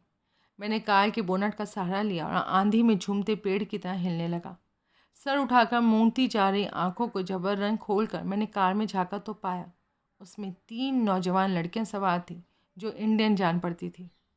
टुन है एक जो रंगत में सांवली थी और पैसेंजर सीट पर बैठी थी, बोली, नो मैडम, कई दिनों से सोया नहीं हूँ। इसलिए फटीग कम आ रहा हूँ। मैंने तत्काल प्रतिवाद किया। कब्र से उठकर आए हो? ड्राइविंग सीट पर बैठी भूरे बालों वाली बोली। यही समझ लो, चक्कर आ गया था और खाई में गिर गया था। रो रहे हो? नो मैडम, लेकिन जी चाह रहा है कि जा जा रो। हाय बेचारा। आप लोग इंडियंस हैं? हाँ, मैं भी इंडियन हूँ। प्लीज़ मेरी हेल्प करिए। आगे शहर तक पनौटी तक लिफ्ट दे दो, एहसान होगा। फ़ौरन कार का मेरी ओर का पिछला दरवाज़ा खुला। कृतज्ञ भाव से मैं कार में सवार हुआ। चलें? Yes please. कार आगे बढ़ी। वैसे आप लोग कहाँ जा रहे हैं? मैंने पूछा। काठमांडू। एक फ्रेंड को दुमजा ड्रॉप करने गए थे, वहाँ से लौट रहे हैं। दुमजा? वहाँ पे क्या है? क्या है का क्या मतलब? मतलब कोई फेमस टूरिस्ट प्लेस है क्या वो? नहीं, बस शांत पहाड़ी जगह है। जनकपुर अंचल और बागमती अंचल के बॉर्डर पर है। छोटा सा कस्बा है जिसमें कोई जिक्र के काबिल चीज़ है तो वहाँ पर हेलीपैड है। हेलीपैड है?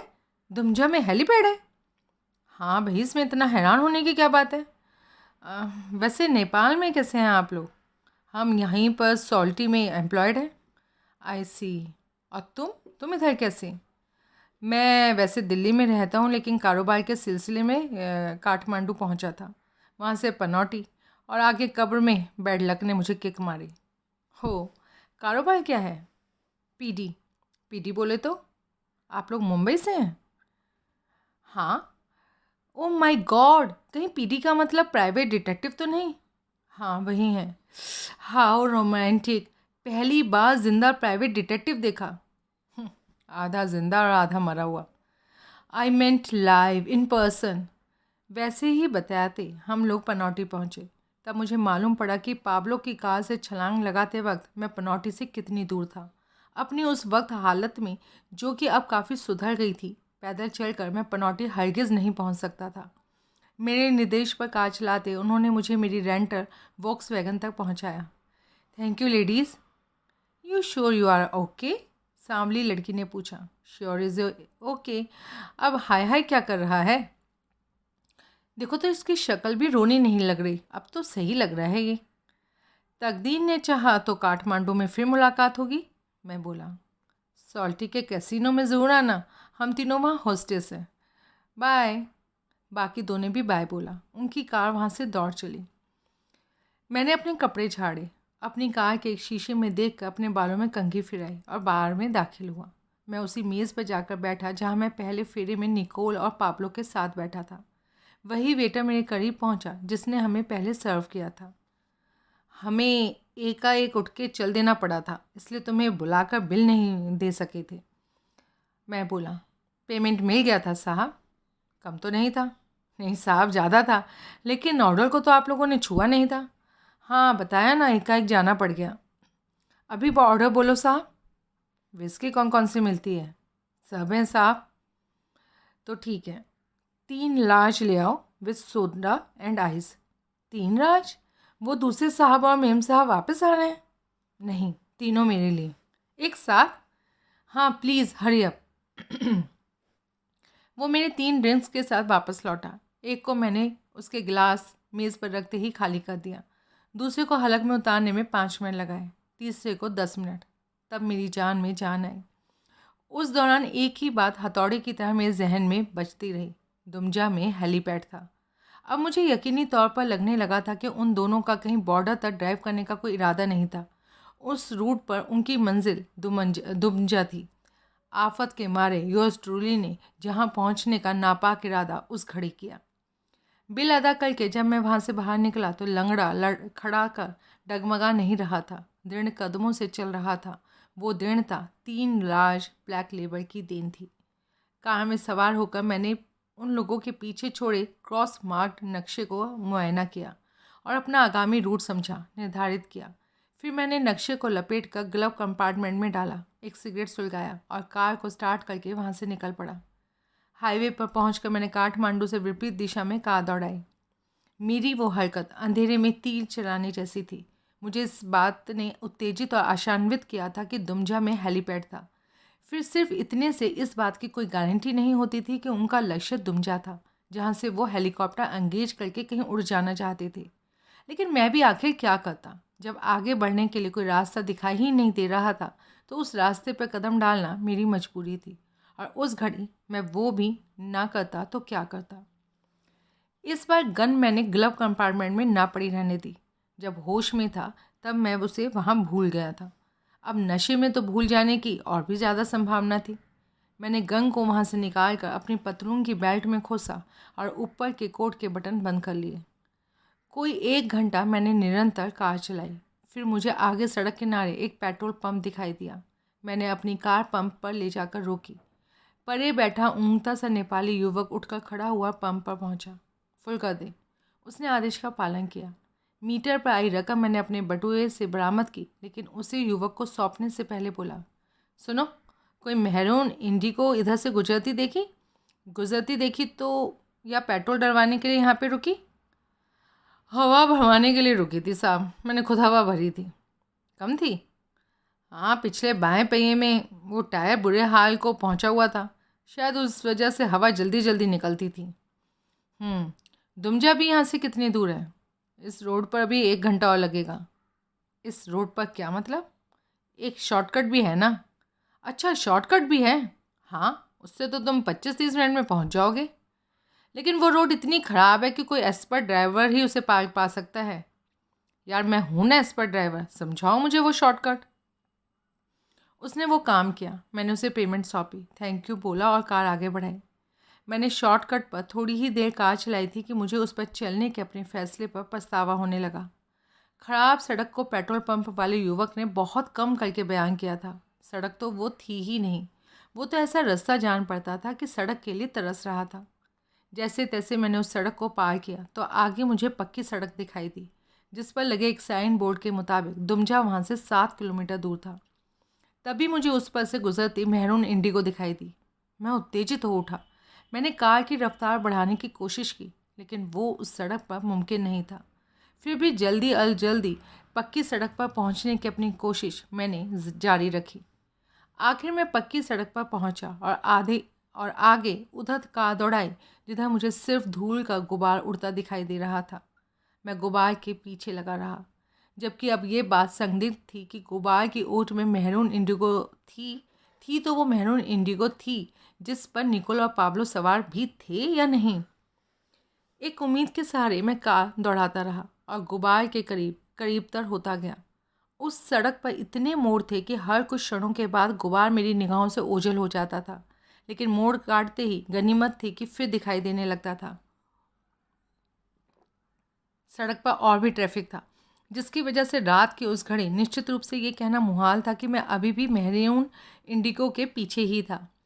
फिर सड़क का धूल भरा हिस्सा समाप्त हो गया और आगे धूल का गुबार घटता घटता गायब हो गया। सड़क में एक खम्भ आया जिस पर से मैं गुजर गया तो आगे मुझे मेहरून इंडिगो दिखाई दी। इसलिए दिखाई दी कि दौड़ती होने की जगह वो सड़क के किनारे खड़ी थी। पूरी ताकत से मैंने ब्रेक के पैडल को दबाया। पहियों के सड़क पर लिपटने की आवाज़ हुई, लेकिन कार ने रुकने का नाम नहीं लिया। इससे आगे की कार आगे खड़ी कार से टकरा जाती। मैंने स्टीयरिंग को घुमाया और मेरी कार सर से खड़ी कार के बगल से गुजरी। मैंने रियर व्यू मिरर पर निगाह डाली तो वो दोनों मुझे सड़क पर खड़े दिखाई दिए। मेरे देखते देखते वो लपक कर कार की ओट में हो गए। जाहिर था कि मैं उनकी पहचान में आ चुका था। तभी मेरी कार की पिछली स्क्रीन मकड़ी का जाला बन गई, जिसके बीच में एक छेद प्रकट हुआ। पीछे से गोली चली थी जो मेरी बैक स्क्रीन से आकर टकराई थी और उसके परखच्चे उड़ गए थे। मेरा पाँव अभी भी ब्रेक के पैडल पर था, इसलिए कार आखिरकार रुक गई थी। गोली फिर चल सकती थी, चली, इसलिए मैं स्टीयरिंग के नीचे उखड़ू हो गया। तब तक गोलियां फासले से चल रही थी। अब जबकि कार खड़ी हो गई थी, वो मेरे करीब आकर मुझे शूट कर सकते थे, लिहाजा कार से किनारा करने में ही मेरा कल्याण था। मैंने हाथ बढ़ाकर पैसेंजर सीट की ओर का दरवाज़ा खोला। उखड़ू हाल में ही सड़क का उसके करीब पहुंचा और बाहर सड़क पर डाइव लगाई। एक कंधे के भार मैं सड़क पर जाकर गिरा। फिर एक गोली और चली। संभलते संभलते मेरा मुंह सड़क की धूल से रगड़ा गया। खाकता करहाता मैं अपनी कार की ओट में सीधा हुआ। मैंने बेल्ट में खुसी अपनी गन निकालकर अपने हाथ में ली और सावधानी से बोनट की ओट से सर उठाकर पीछे निगाह दौड़ाई। मेहरून इंडिगो के अलावा सड़क पर मुझे कुछ दिखाई नहीं दिया, सन्नाटे से लगता था जैसे वो कार को वहीं खड़ी छोड़कर कहीं खिसक गए थे। कहाँ खिसक गए हो सकते थे? मुझे कोई जगह ना सूझी। उनकी जानकारी में मैं हथियारबंद नहीं था, इसलिए पाब्लो बेहिचक मेरे सर पर आकर मुझे शूट कर सकता था। बोनट पर कोहनियाँ टिकाए दोनों हाथों में थाम कर मैंने मुस्तैदी से गन को सामने तान कर रखा। नाहक गोली चलाने से मैंने परहेज़ रखा, क्योंकि यूं उनको मालूम हो जाता कि मैं हथियारबंद था। मेरी गति तब तक धीरज रखने में ही थी जब तक कि वो मुझे सड़क पर अपनी तरफ बढ़ते दिखाई ना देते। फिर एक फायर हुआ जो मुझे कहीं टकराता ना जान पड़ा, लेकिन मुझे ये भी पता ना चला कि फायर कहाँ से हुआ था। सांस रोके मैं प्रतीक्षा करता रहा। कई क्षण वैसे ही खामोशी से सस्पेंस में गुजरे। उनकी तरफ से फायरिंग हो रही थी। इसका मतलब साफ था कि मेरी शुरुआती अनुमान के अनुसार वो कई खिसके नहीं थे। जैसे मैं अपनी कार की ओट में छुपा हुआ था, वैसे ही वो भी अपनी इंडिगो की ओट में छुपे हुए थे। आखिरकार उन्हीं के सब्र का पैमाना छेगा। कोहली, निकोल की आवाज़ आई। मैंने जवाब नहीं दिया। सुधीर, फिर उसकी पहले से ऊंची आवाज़ आई। और कौन होगा? मैं उसके स्वर से मैच करते स्वर में बोला, और क्या तुम लोग काले चोर पर गोलियां दाग रहे हो? मैं ही हूँ। काला चोर ही समझा था कोई हमें लूटने के इरादे से घेरने की कोशिश कर रहा है। सुनकर तसल्ली हुई कि उधर तुम हो। अब यहाँ आ जाओ। वाह, क्या कहने! तो तुम आ रहे हो? पहले बताओ, गोली कौन चला रहा है, तुम या तुम्हारा जमुरा? जवाब नहीं मिला। ना दो जवाब, मैं वैसे ही मालूम कर लूँगा। वैसे कैसे मालूम कर लोगे? जो पहली गोली तुम लोगों ने चलाई थी वो मेरी कार की बैक स्क्रीन से टकराई थी। वो कार के भीतर कहीं गिरी होगी, मैं उसे तलाश कर लूँगा। वो गोली अगर नॉर्मल लेड बुलेट हुई तो मतलब होगा तुमने चलाई। चांदी की हुई तो मतलब होगा पाब्लो ने, तुम्हारे जमुरे ने चलाई। काफ़ी सयाने हो, यहाँ आ जाओ, मिल के सयानी की बातें करेंगे। इस बारे में सोच कर तुम्हें चिट्ठी लिखूंगा। जवाब में जवाब ना आया। गोलियों की बौछार आई।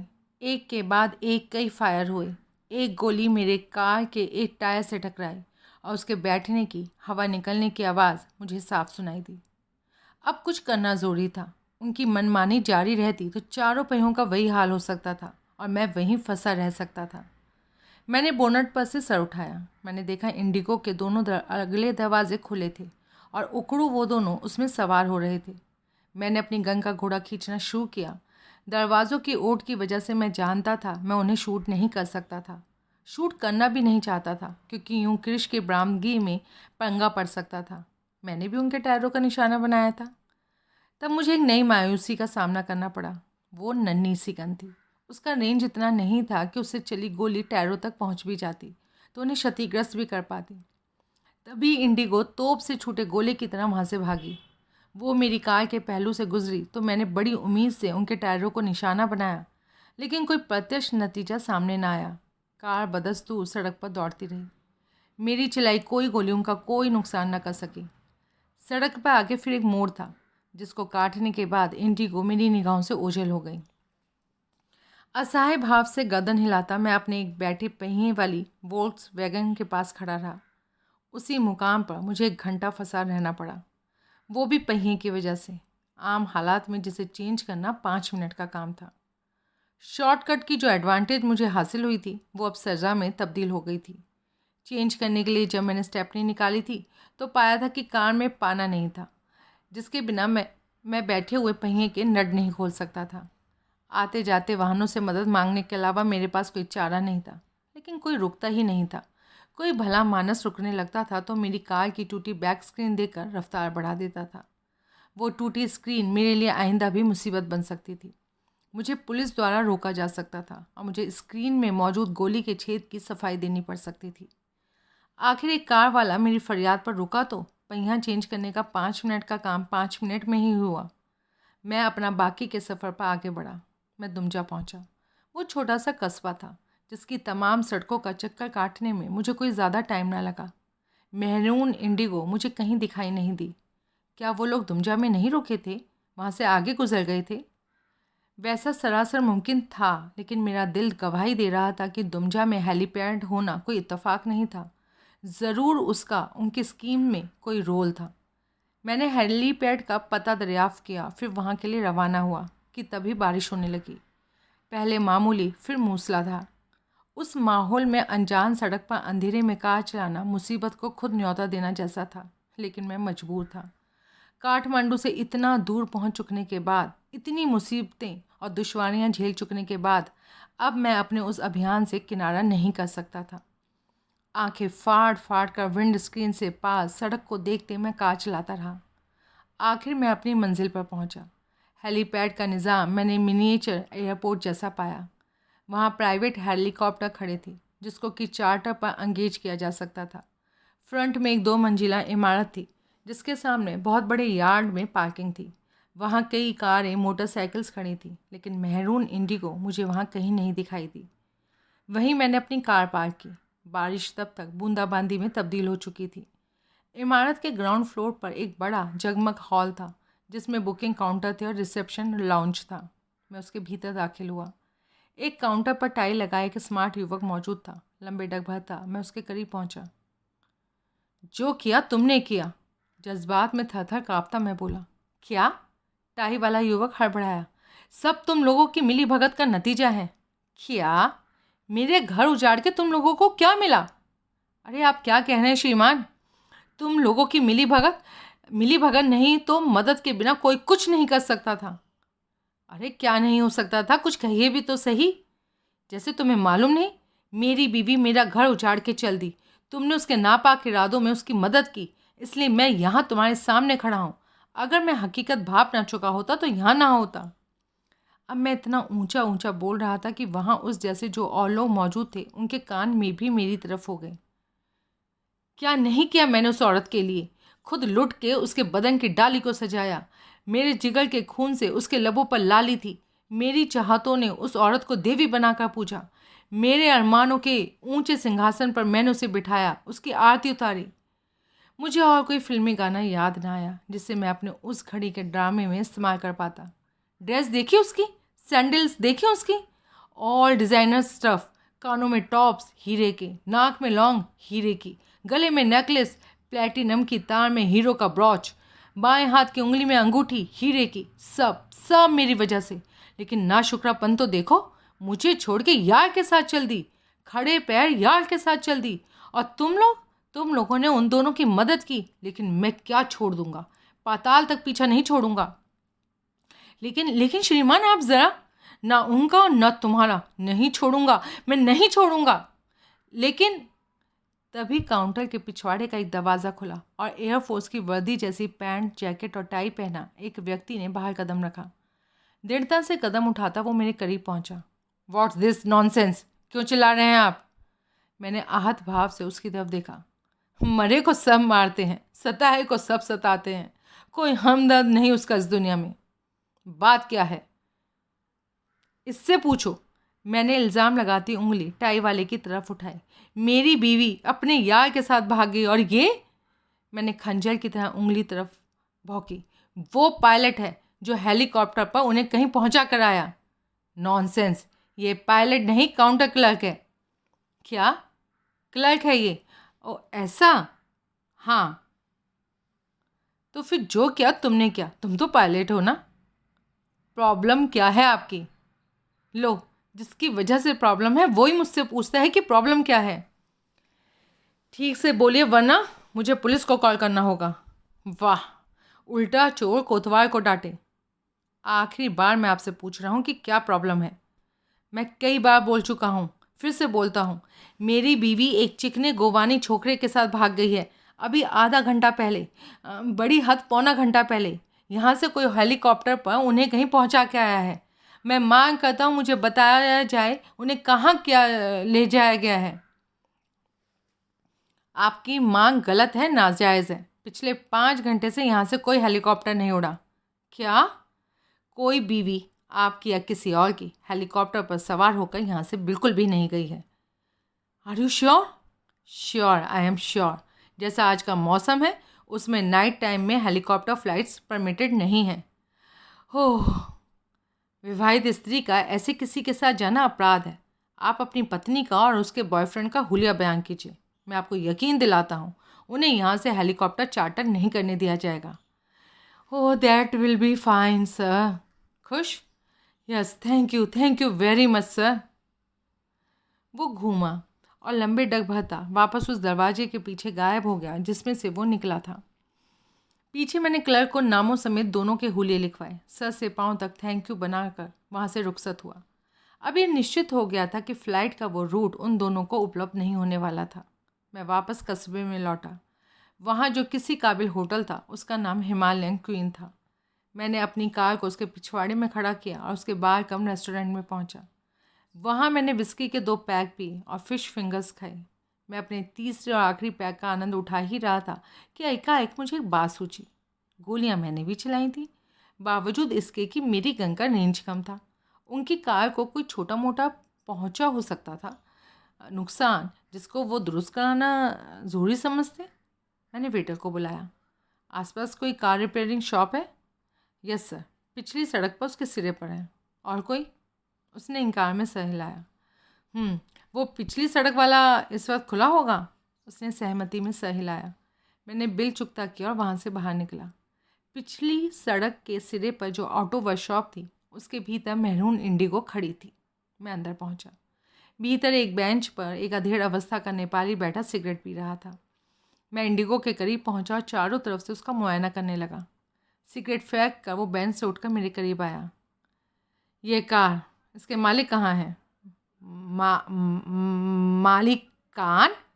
अरे भाई मालिक, ओनर, जो इस कार को यहाँ लाए, एक औरत और एक मर्द। अब आई बात समझ में? हाँ तो जवाब दो। जी वो तो कार छोड़ के चले गए, रिपेयर हो जाएगी तो लेने आएंगे। कब? 2 दिन बाद। इतना लंबा काम है? हाँ। क्या काम है? जी बॉडी में छेद है, वेल्ड करके बंद करने हैं, फिर घिस कर स्प्रे पेंट करना है। छेद कैसे हो गए? जी यहाँ की सड़क ख़राब है, गाड़ी ज़रा रफ्तार पकड़े तो सड़क से उखड़े पत्थर उड़ने लगते हैं और इतनी फोर्स बॉडी से टकराते हैं कि छेद हो जाते हैं। अच्छा जी, आप कौन? मैं उनका साथी हूँ, वो लोग मेरे रिश्तेदार हैं। मैं रास्ते में बिछड़ गया था, दुमजा लेट पहुँचा। अब कहाँ मिलेंगे वो? भाई मुसाफिर हैं, किसी होटल में ही होंगे, जिसकी बाबत तुम्हें तो ज़रूर बताया होगा। नाम बताओ। नाम बोलूँ? होटल का जिसमें वो ठहरे हुए हैं। मुझे नहीं मालूम। तुमने पूछा नहीं? फिर मुझे पूछने की क्या ज़रूरत थी? अगर वो नहीं लौटे तो? उसने इस बात पर विचार किया। ये कार टैक्सी है, self driven taxi. Car rental service का नाम, पता, टेलीफोन नंबर सब इसमें मौजूद है। उनको फ़ोन कर लूँगा, वही अपनी टैक्सी क्लेम करने आएंगे और मेरा बिल भर देंगे। ओह, लेकिन वो नौबत नहीं आएगी। क्या बोला? वही लोग लौट के आएंगे। बड़े यकीन से कह रहे हो। उनका सामान जो पड़ा है टैक्सी में। ओह, तब मैंने पीछे जाकर डिक्की का ढक्कन उठाया। भीतर 2 सूटकेस पड़े थे, लेकिन मुझे निश्चित रूप से मालूम था कि कुल सामान 3 सूटकेस और एक बैग था। पीछे छूटा जो सामान मुझे अपने सामने दिखाई दे रहा था उसमें कोई कीमती आइटम, न कैश न क्रिश मौजूद नहीं हो सकती थी। इन दोनों में से इतना मूर्ख कोई नहीं था कि क्रिश, खास तौर से क्रिश, पीछे छोड़ जाता। सामान तो और भी था। हाँ, एक सूटकेस और एक बैग और था, वो साथ ले गए। तो तुम्हें नहीं मालूम वो दुमजा में कहाँ ठहरे हुए हैं? नहीं सर जी, मुझे नहीं पता। अच्छा, थैंक यू। मैं वहाँ से बाहर निकला। मुझे नहीं लगता था कि वो लोग वहाँ लौट के आने वाले थे। पीछे छूटे सूटकेसों में या तो कोई सामान था ही नहीं, या फिर जो था वो गैर ज़रूरी था, जिसको फेंकना वो अफोर्ड कर सकते थे।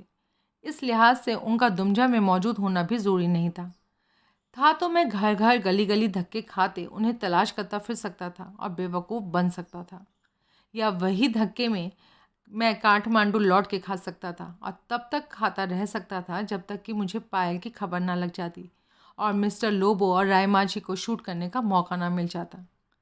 तब मैंने अपनी बाबत यही फैसला किया कि अनिद्रा और बेआरामी से पैदा हुई फटीक से मेरा दिमाग ख़राब हो गया था। मैं वापस हिमालयन क्वीन पहुंचा। रिसेप्शन पर एक नौजवान युवती मौजूद थी जिसको मैंने अपना परिचय inspector Kohli from Delhi police India के तौर पर दिया और कहा कि नेपाल पुलिस और दिल्ली पुलिस एक जॉइंट वेंचर पर काम कर रहे थे, जिसके अंतर्गत काठमांडू में मेरा काउंटर पार्ट इंस्पेक्टर तारानाथ विसुराल था, जिसने फ़ोन पर तुरंत वार फुटिंग पर मेरी बात कराई जाए। काहे के चार्जेस कौन देगा? मैं दूंगा। फिर क्या बात है, आप उधर जाके बैठिए, कॉल लगते ही मैं आपको खबर करूँगी। Thank you. कॉल 15 मिनट में लगी क्योंकि रिसेप्शनिस्ट युवती ने बताया इंस्पेक्टर विसुराल को तलाश कराया जाना पड़ रहा था। मैंने रिसीवर कान से लगाया। मेरे मुंह खोल पाने से भी पहले मेरे कान में इंस्पेक्टर विसुराल की आवाज़ पड़ी, जहाँ हो वहीं रहना, हिलना नहीं, बहुत जल्दी वहाँ कोई तुम्हें पिक करने पहुँचेगा। कैसे जाना लाइन पर मैं था? भगवान पशुपतिनाथ ने जन्माया। अंदर से आवाज़ आई, कमाल है, दुमजा कैसे पहुँच गए और क्यों पहुँचे? क्यों क्या मतलब?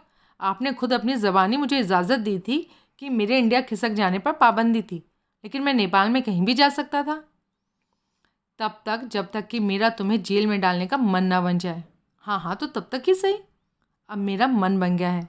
तुम्हारी नाजायज़ हरकतें बढ़ती जा रही हैं। अब तुम्हारी गिरफ्तारी को नज़रअंदाज नहीं किया जा सकता। अब क्या हुआ है? सांत्रो मिल गई। कौन सी सांत्रो?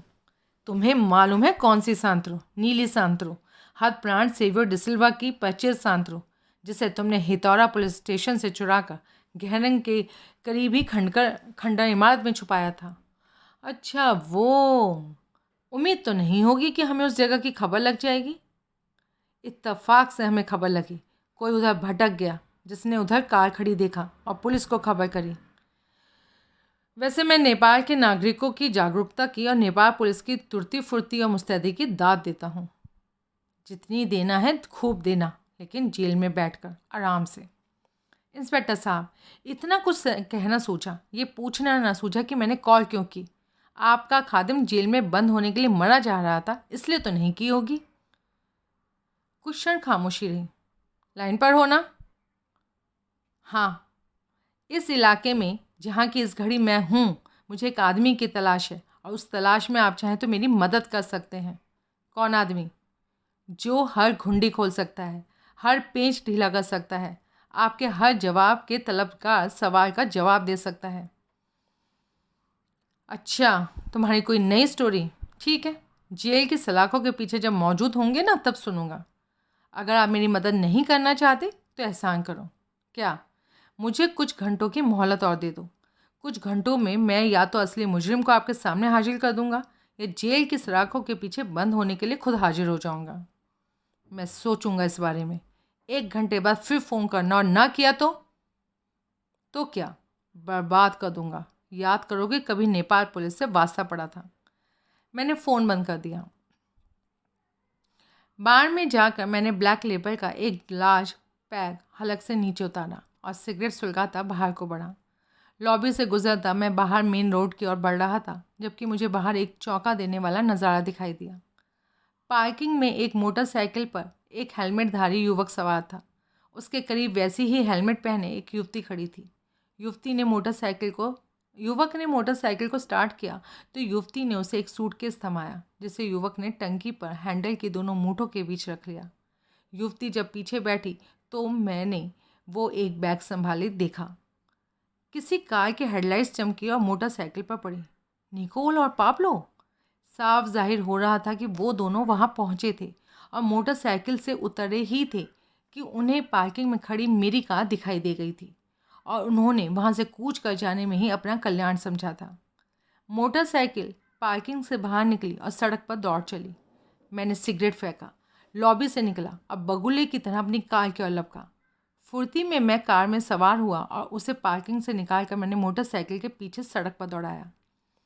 अंधेरे में सड़क पर आगे कहीं मोटरसाइकिल होने की खबर या मुझे उसके शक्तिशाली इंजन की आवाज़ से लग रही थी, या हेलमेटों पर लगा फ्लोरोसेंट टेप मेरी हेडलाइट्स की रोशनी में चमक रहा था, इसलिए लग रही थी। पाब्लो बिना शक दश ड्राइवर था। वो ऐसी रफ्तार से मोटरसाइकिल दौड़ा रहा था कि मुझे अंदेशा था कि मैं उससे पिछड़ सकता था। पता नहीं उन लोगों को खबर थी या नहीं थी। वही कार उनके पीछे लगी हुई थी जिसको पार्किंग में खड़ा देखकर उन्होंने वहाँ से पलायन किया था। खैर, बेखबर तो वो नहीं हो सकते थे। ड्राइवर हो भी सकता था तो पैसेंजर तो नहीं हो सकता था। लेकिन हाई बीम पर जलती कार की हेडलाइट्स की वजह से मुझे यकीन था कि न कार उनकी पहचान में आ सकती थी और न ड्राइवर।